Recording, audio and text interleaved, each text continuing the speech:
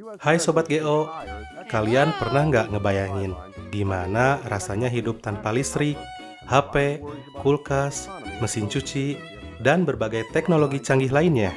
Kayaknya hidup bakal beda banget ya. Kalian tahu nggak? Ternyata semua perubahan ini dimulai dari satu momen besar dalam sejarah, yaitu revolusi industri. Penasaran? Apa dan gimana revolusi industri bisa terjadi? Let's go, kita bahas. Jadi, revolusi industri itu kayak titik balik di sejarah manusia. Sobat GO, yang dulunya kerja pakai otot, berubah jadi pakai mesin. Semuanya dimulai di Inggris sekitar tahun 1700-an. Di mana terjadinya perubahan secara besar-besaran di bidang transportasi, pertanian, pertambangan, teknologi, dan lainnya. Sobat GO tahu nggak? Ternyata revolusi industri ini punya beberapa tahapan. Semua tahapan ini bikin hidup kita berubah banget Sobat GO. Dan semua bermula dari satu penemuan penting, mesin uap. Dengan kemunculan mesin, orang bisa memproduksi barang jauh lebih cepat. Pabrik tekstil mulai berdiri, dan harga kain jadi murah. Selain mesin tekstil, ada juga kereta api, kapal uap, bahkan listrik. Tapi ternyata nggak semua hal jadi lebih baik loh Sobat GO.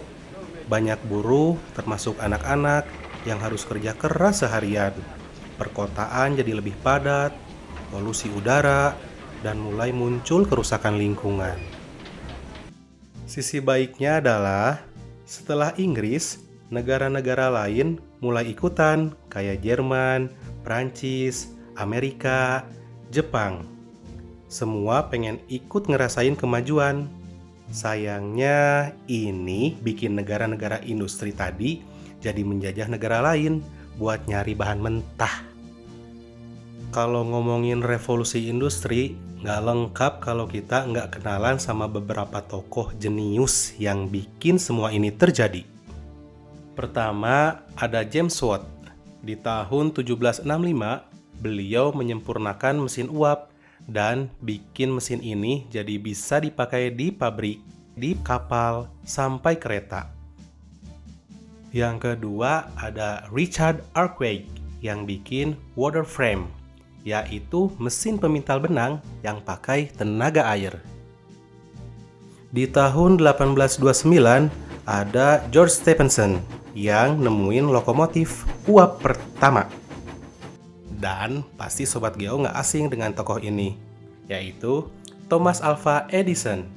Di tahun 1879 dia menciptakan lampu pijar yang bikin dunia jadi terang benderang sampai sekarang. Dan masih banyak penemu dan temuan lainnya yang bikin dunia jadi berubah kayak sekarang. Terima kasih ya para penemu.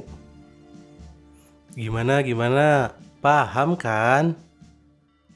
Intinya, revolusi industri mengajarkan kita tentang teknologi bisa membawa kemajuan kalau kita bijak memakainya. Gak cuma mikirin untung, tapi juga lingkungan dan manusianya. Kalau Sobat GO suka video ini, jangan lupa like dan subscribe ya. Next, kita bahas sejarah apa lagi ya? Tulis di kolom komentar ya. Sampai jumpa di kisah sejarah berikutnya. Terima kasih sudah nonton. Jangan lupa like, subscribe, dan share ya.